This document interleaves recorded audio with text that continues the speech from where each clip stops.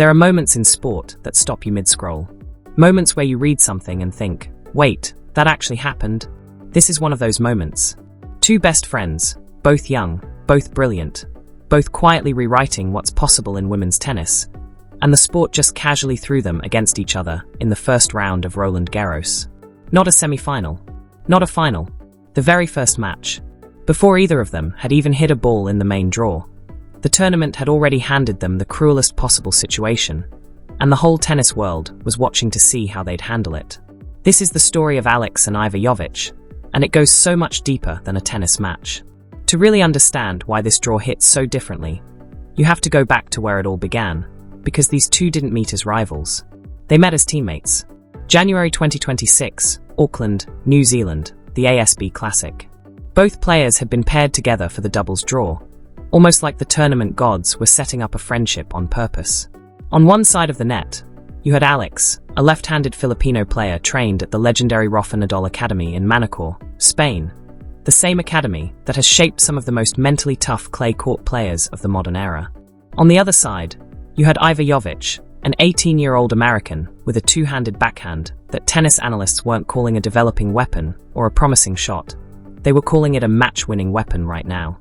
Their combined age was 38 years old, and their opponents in the very first match they ever played together as a doubles pair?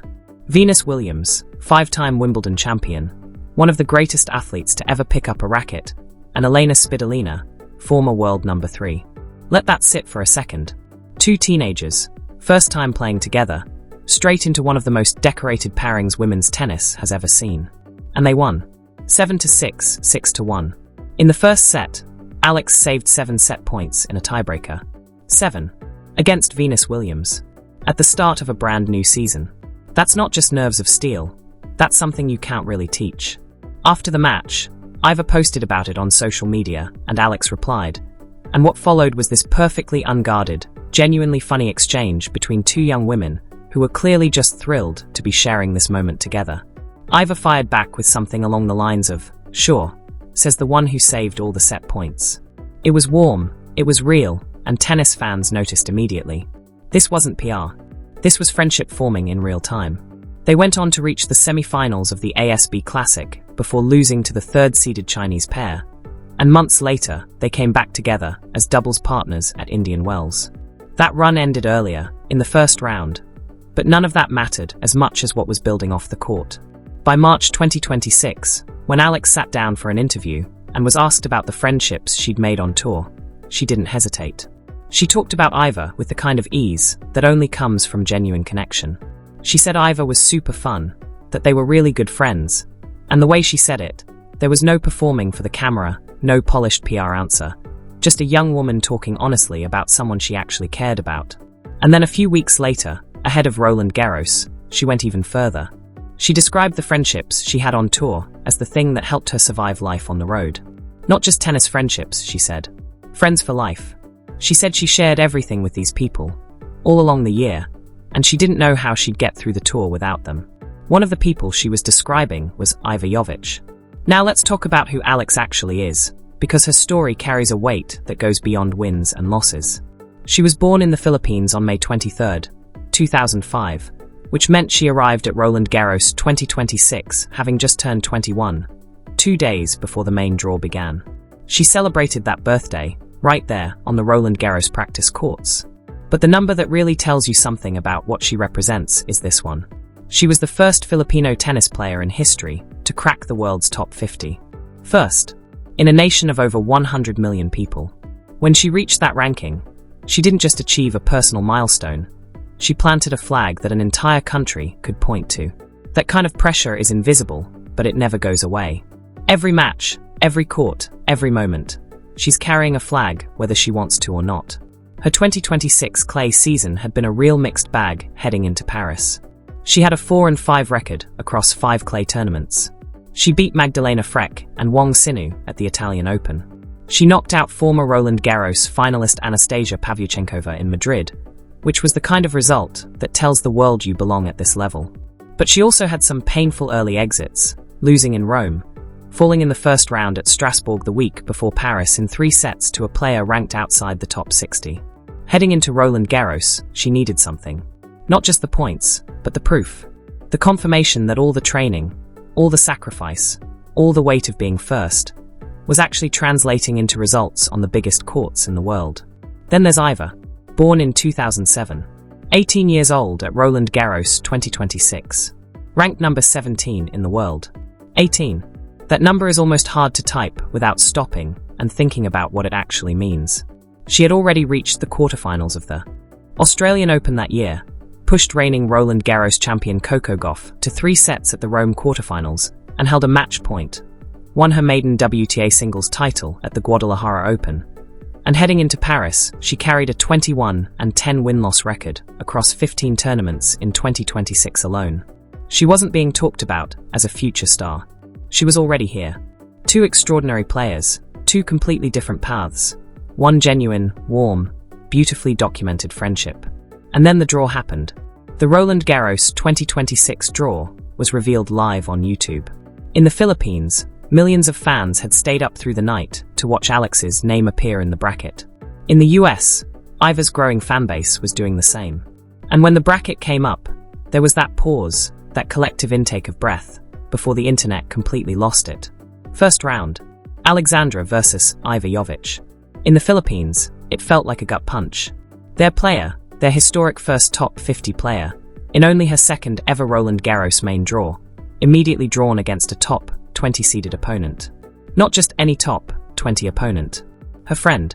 The girl she had literally just been celebrating a birthday with. And here's the detail that makes the whole thing feel almost written, almost too cinematic to be real. The draw was revealed 2 days after Alex's 21st birthday. And Iva had been right there at that birthday. She had brought Alex a cake on the Roland Garros practice courts. Think about that image for a moment. 2 best friends, standing together under the Paris sky, laughing, probably taking photos, sharing cake, the whole tour watching this little pocket of uncomplicated joy. Iva brought her a cake. And then the draw came out, and they found out they'd be standing across the net from each other on the most famous clay court in the world. Zayn Sonmez had posted on her Instagram story that same day, "Happy Alex Day," with a photo of the whole group together in the City of Love. They had gone out for a quiet birthday dinner that evening, just friends on the road, doing what you do when someone you care about has a birthday. And then everything changed. At her press conference, Alex handled it with the kind of emotional maturity that consistently makes people forget how young she is.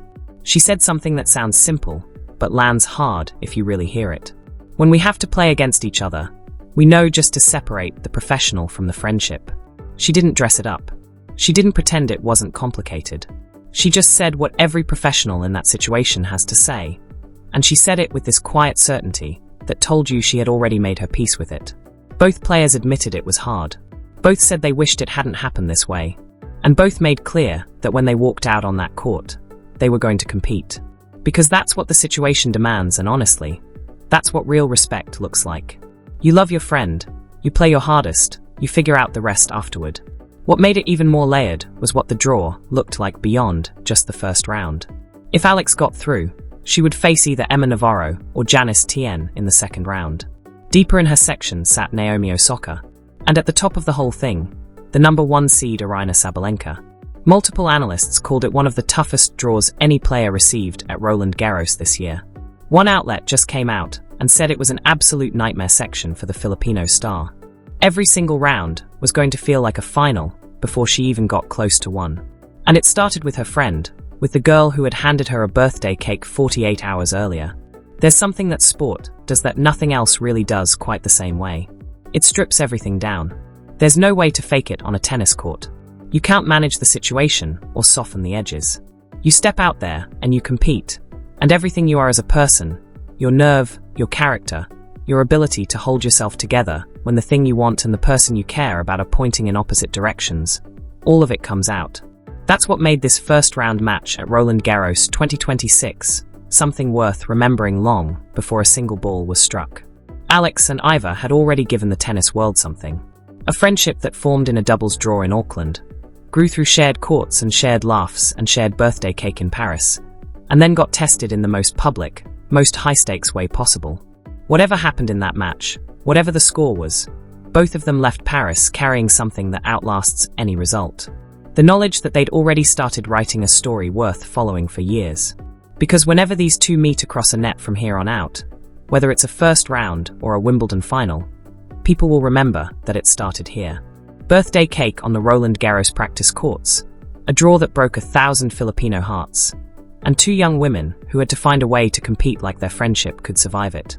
The friendship is real. The rivalry is now real. And right now in women's tennis, that combination is rarer and more valuable than any title either of them will ever win.